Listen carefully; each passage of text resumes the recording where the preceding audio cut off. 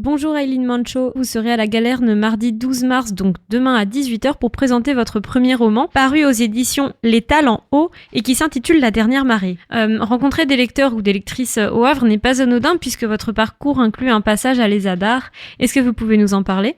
Oui, bien sûr. Donc j'ai dans ma vie précédente, j'étais ingénieur et j'ai travaillé 1 an en tant qu'ingénieur et puis j'ai compris que ça me convenait pas. Et par ailleurs, j'ai toujours beaucoup lu et pas mal écrit, mais jamais de manière très structurée.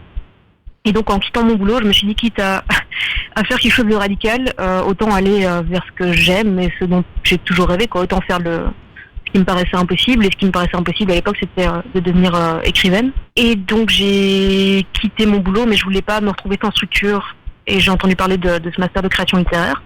Il y en avait plusieurs en France et j'ai tenté ma chance à plusieurs.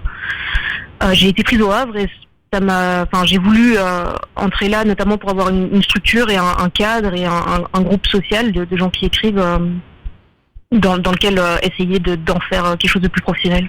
Et donc a priori ce cursus s'est plutôt bien passé pour vous ? Le master, oui, tout à fait. Ça a été vraiment un bonheur au-delà des cours, en fait. Surtout le fait de rencontrer des gens, on a beaucoup d'intervenants extérieurs, donc il y a certaines personnes que j'ai rencontrées à travers le master, notamment Clémentine Beauvais, qui est une autre autrice jeunesse, qui m'ont énormément influencée. Et puis le fait aussi d'avoir des camarades, d'être dans un milieu où tout le monde écrit, tout le monde se sent légitime et on n'est pas obligé de se prouver, et que c'est normal, quoi, juste de dire j'écris un roman. C'est vraiment motivant, quoi. Et donc là, vous avez signé et édité votre premier roman, La Dernière Marée. Que raconte-t-il ?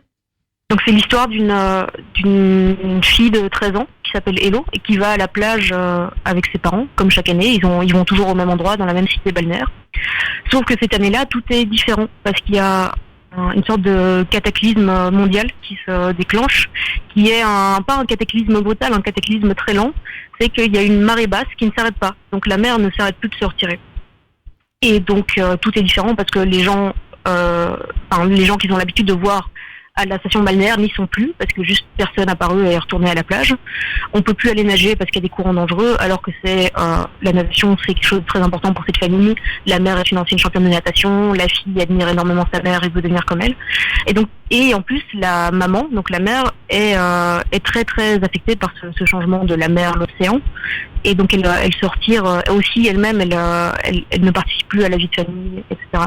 Et donc on explore cet été-là dans la peau d'Hello, donc de cette fille. On explore ce que c'est l'été dans cette station balnéaire vide, l'été face à sa famille qui a changé et avec sa mère qui a l'air de pas aller bien. Et aussi sa rencontre avec un autre garçon qui est dans cette station balnéaire et l'amitié qui se développe entre eux. Est-ce que La Dernière Marée s'adresse à un public particulier ?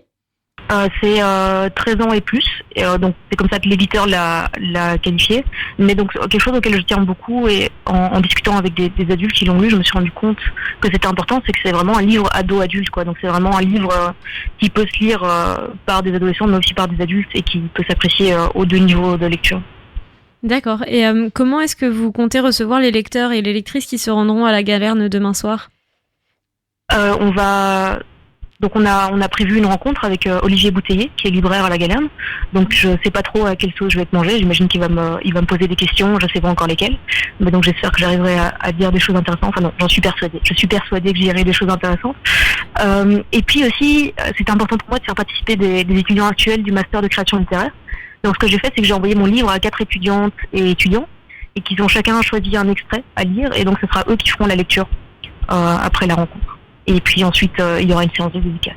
Et donc, si vous voulez suivre mon actualité, je parle de mon actualité littéraire sur Facebook surtout. Donc, je parle des romans celui qui est sorti, celui qui va sortir. Mais peut-être le plus intéressant, c'est ce que je fais sur Instagram. Je parle de toutes mes lectures. Enfin, j'essaye en tout cas de faire des chroniques de tous les livres que je lis, de raconter ce que j'en ai pensé et ce que ça m'a évoqué. Et donc, mon Facebook, c'est Aileen Mancho, donc AYLIN et puis MANCCDO.